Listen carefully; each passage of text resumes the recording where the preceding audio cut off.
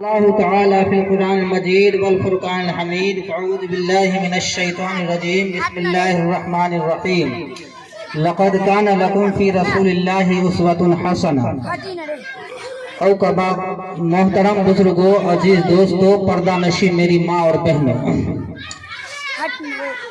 یہ مجلس جو سجایا بسایا رسایا گیا ہے وہ عقیقے کے موقع سے، اور وقت بھی بہت کم ہے۔ کہنا تو بہت تھا کیونکہ موضوع بہت وسیع تھا، تاہم چند منٹوں کے لیے آپ کے سامنے آیا۔ دوستوں اور بزرگوں، انسانوں کے یہاں، خاص کے مسلمانوں کے یہاں جب بچہ پیدا ہوتا ہے، لڑکا ہو یا لڑکی ہو، تو پہلا کام یہ ہوتا ہے کہ اس کے کان میں اذان دیا جائے، دایاں کان میں اذان اور بایاں کان میں اقامت کہی جائے۔ یہ سنت ہے، اس لیے ہمیں یہ یاد دلاتا ہے کہ اب اس کی اذان اور اقامت ہو چکی ہے، نماز باقی ہے۔ مرنے کے بعد اس کی جنازے کی نماز ادا کی جاتی ہے،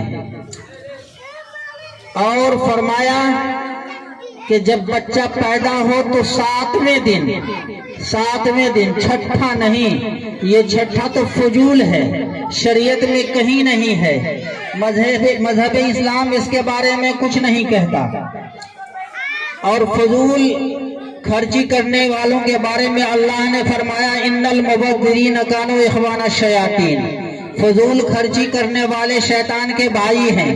اب چھٹ یار میں ہوتا یوں ہے کہ لوگ گوشت بھی لاتا ہے، ساگ بھی لاتا ہے، مچھلی بھی لاتا ہے، اور بڑھیا سے بڑھیا ترکاری بناتا ہے، گویا کہ اتنا میں عقیقہ ہو سکتا تھا، 10 آدمی کو کھلاتا بھی ہے یہ چھٹ یار کے نام پہ، اتنا میں عقیقہ ہو سکتا تھا۔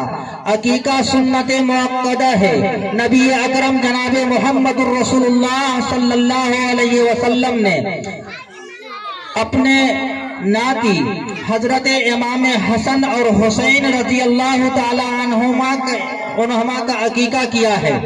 لڑکا ہے تو 2 اور لڑکی ہے تو 1، وراثت میں زمین و جائیداد روپیہ حصہ میں، لڑکی ہے تو 1 اور لڑکا ہے تو 2۔ لیکن اگر کوئی غریب آدمی ہے جو عقیقہ، جس کے پاس 2 کھسی یا بکری کا عقیقہ نہیں ہے اس کا انتظام، تو وہ 1 سے بھی ادا ہو جائے گا۔ بعض روایت میں ہے کہ حضرت امام حسن اور امام حسین رضی اللہ تعالیٰ عنہما کا عقیقہ کیا گیا تو ایک دمبا تھا۔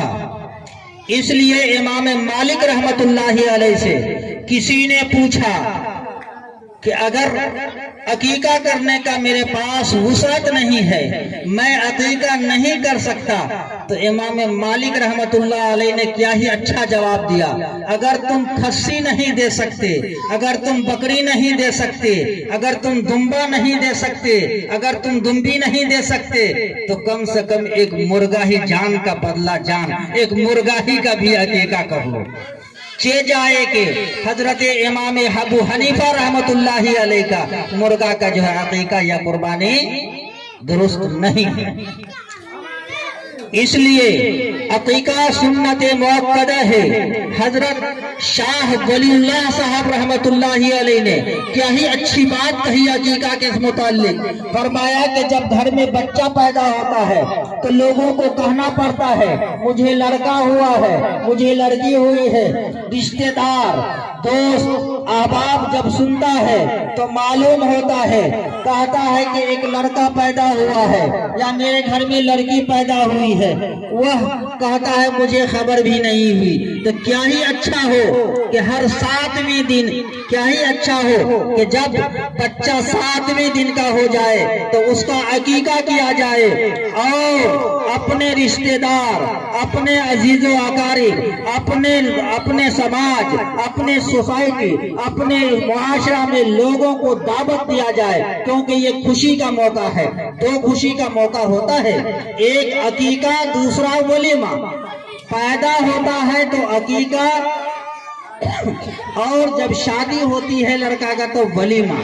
لیکن اللہ کا شکر یہ ہے کہ ہم لوگ دونوں بھول چکے ہیں، نہ ہمیں عقیقہ یاد ہے نہ ہمیں ولیمہ یاد ہے۔ عقیقہ میں ہم چھٹیار مناویں اور ولیمہ میں ہم بھوج کریں۔ ہمارے اندر ہرس، لالچ اتنا پیدا ہو گیا ہے کہ ہم بھوج کرتے ہیں، کیوں؟ تاکہ کچھ ڈالی آ جائے، کچھ چمونا آ جائے، کچھ پیسہ مل جائے۔ لیکن نبی کی سنت چلا جائے، نبی کی سنت ہاتھ سے چھوٹ جائے، ان کی دھجیاں اڑائی جائے، اس سے ہمیں کوئی سروکار نہیں، اس سے ہمیں کوئی سروکار نہیں۔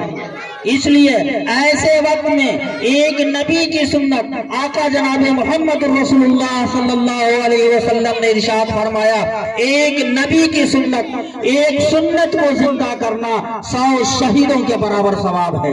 اس لیے میرے بھائیوں، میرے دوستوں، میری ماں اور بہنوں، آپ سے گزارش ہے، آپ کے پاس وسعت ہے، آپ کے پاس ہمت ہے، آپ کے پاس حوصلہ ہے، آپ کے پاس طاقت ہے، آپ عقیقہ کر سکتے ہیں، آپ ولیمہ کر سکتے ہیں، تو آپ ضرور ولیمہ کریں، نبی کی سنت کو زندہ کریں، کیونکہ سنت میں ثواب ہے۔ اور سنت کے علاوہ جو چیز کیا جائے اسے میں کوئی ثواب نہیں ہے۔ چھٹیار کوئی کرتا ہے کوئی ثواب نہیں ملے گا، بھوج کوئی کرتا ہے شادی بیاہ میں کوئی ثواب نہیں ملے گا، ولیمہ کرو گے سنت کا ثواب مل جائے گا۔ وقتی فائدے آپ کو دکھائی دیتا ہے، وقتی فائدے تو تاش کھیلنے والوں کو مل جاتا ہے، جوا کھیلنے والوں کو مل جاتا ہے، لیکن اللہ فرماتا ہے من عمل الشیطان، یہ شیطان کچھ فائدہ تو تم کو ہے مل جاتا ہے، لیکن یہ شیطان کا عمل ہے۔ اس لیے میرے بھائیوں، میرے دوستوں، آپ سے گزارش ہے کہ انشاءاللہ ارادہ کریں، کیوں کہ آپ جب عقیقہ کریں گے دوسروں کو بھی آپ کو دیکھے گا، وہ بھی آپ کو دیکھے گا تو دیکھ کر وہ خواہش پیدا کرے گا، اس کے دل میں خواہش ہوگا کہ ہم بھی عقیقہ کریں۔ آپ کا ثواب وہ جو آپ کو دیکھ کر رہا ہے اس کے حصے کا بھی ثواب آپ کو ملے گا۔ حضرت انس رضی اللہ تعالیٰ عنہ جب اپنے بیٹا، جب ان کے گھر میں اولاد پیدا ہوتی تو ایک اونٹ کا عقیقہ کیا کرتا تھا، ایک اونٹ۔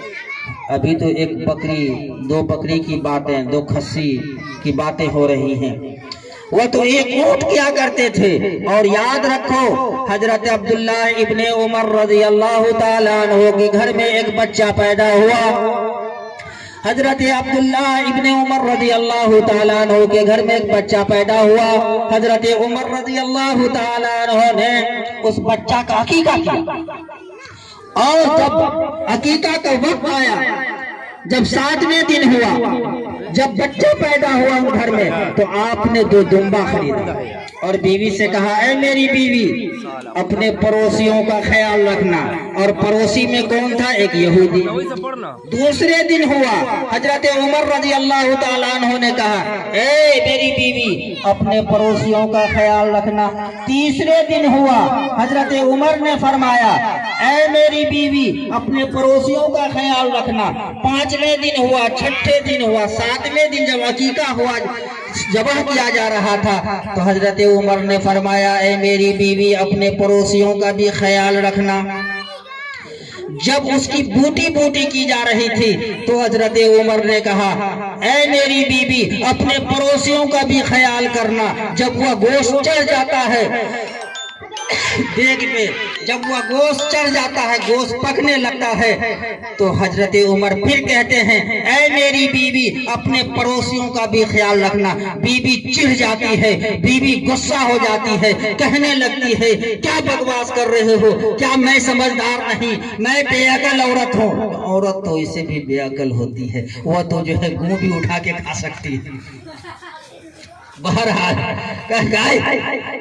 کیا بکواس کر رہے ہو، کیا عورت ہم سمجھدار نہیں ہیں؟ حضرت عمر نے فرمایا نہیں، بلکہ نبی نے اس طرح پڑوسیوں کا حق کے بارے میں تقریر کی، بیان کیا کہ مجھے ایسا لگا اے میری بیوی کہ ایسا نہ ہو کہ میرے وراثت میں پڑوسیوں کا بھی حق مل جائے، اس لیے میں نے بار بار تمہیں وصیت کی ہے کہ اپنے پڑوسیوں کا بھی خیال رکھنا۔ تو میرے بھائیوں، میرے دوستوں، میری بہنوں، کوشش کرو کہ اللہ کے نبی کے طریقے پہ، اللہ کے نبی کا طریقہ میرے زندگی میں آ جائے۔ یاد رکھو، وہی شخص کامیاب ہے جس کے زندگی میں اللہ کا حکم اور نبی کا طریقہ ہو، جس کے زندگی میں اللہ کا حکم اور نبی کا طریقہ ہو، وہ یقیناً کامیاب ہے، یقیناً کامیاب ہے۔ میں اس لیے کہا عورت کے بارے میں ایک بات، میں اللہ کے پیارے رسول صلی اللہ علیہ وسلم نے فرمایا کہ اطلبوا العلم من المہدی الی اللحد، علم حاصل کرو ماں کے گود سے اور قبر تک۔ تو ماں کے گود سے علم کون حاصل کرے گا؟ ماں کون ہے جو اپنے بچوں کو اچھی تربیت سکھائے؟ ماں کون ہے جو اپنے بچے کو اچھا سے اچھا بنائے؟ ماں تو خود نچانیاں پاتی ہے تو بچے بھی نچنیاں اس کا ہو رہا ہے۔ ماں تو خود اپنے بازار سر عام کھلے سر گھومتی ہے تو اس کا حال یہ ہے کہ اس کے بچے بھی اس سے خراب ہو رہے ہیں۔ پہلے کے زمانے میں دیکھا کہ ماں جب اچھی ہوتی تھی تو واقعہ اپنے بیٹے کو قبر سے، اپنے بیٹے کو گود سے اس کی تربیت کرتی۔ لکھا ہے کہ بختیار کاکی رحمت اللہ علیہ، جو ابھی دلی میں مہرولی میں ان کا مزار ہے، اور ہم لوگوں میں سے بہت سے ایسے شخص ہیں کہ ان کے مزار پہ دستک دیا ہے، حاضری دی ہے، اور اللہ کے شکر ہے میں بھی مزار پہ گیا ہوں۔ تو جب بختیار کاکی رحمت اللہ علیہ پیدا ہونے کے بعد 5 سال کے ہوئے، وہ بچہ جب مدرسہ جاتا ہے، ماں اس کو مدرسہ لے جاتی ہے تو بچہ کو کہتا ہے پڑھ بسم اللہ الرحمن الرحیم، تو بچہ کہتا ہے اعوذ باللہ من الشیطان الرجیم، بسم اللہ الرحمن الرحیم، الف لام میم ذالک الکتاب لا ریب فیہ ھدی للمتقین۔ بچہ 15 پارہ پڑھ لیتا ہے، بچہ 5 سال کا بچہ ہے، 15 پارہ کا حافظ ہو جاتا ہے۔ پوچھا اس کی ماں سے بولا کہ ان کے استاد نے میں بسم اللہ پڑھایا ہوں تو پورا آدھا قرآن شریف پڑھ لیا۔ تو بچہ سے پوچھا بچہ تم نے کس طرح یاد کیا؟ بچہ نے کہا کہ میری ماں حافظ تھی اور میں پیٹ کے اندر تھا، میں اپنی ماں کے پیٹ کے اندر تھا، میری ماں قرآن شریف پڑھتی تھی تو میں اپنے ماں کے پیٹ کے اندر 15 پارہ قرآن شریف میری ماں پڑھتی تھی، میں نے 15 پارہ قرآن شریف حفظ کر لیا تھا، ماں کے پیٹ کے اندر حفظ کر لیا تھا۔ سوچنے والی بات ہے، ماں کی تربیت وہیں سے شروع ہے۔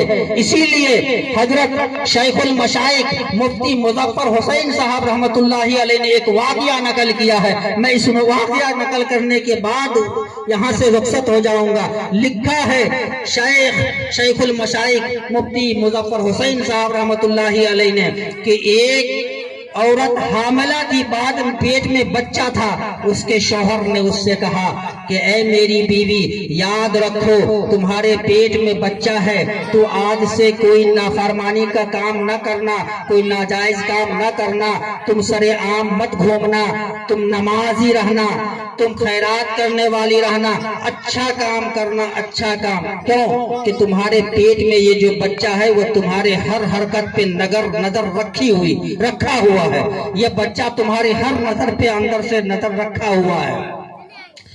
وہ بچہ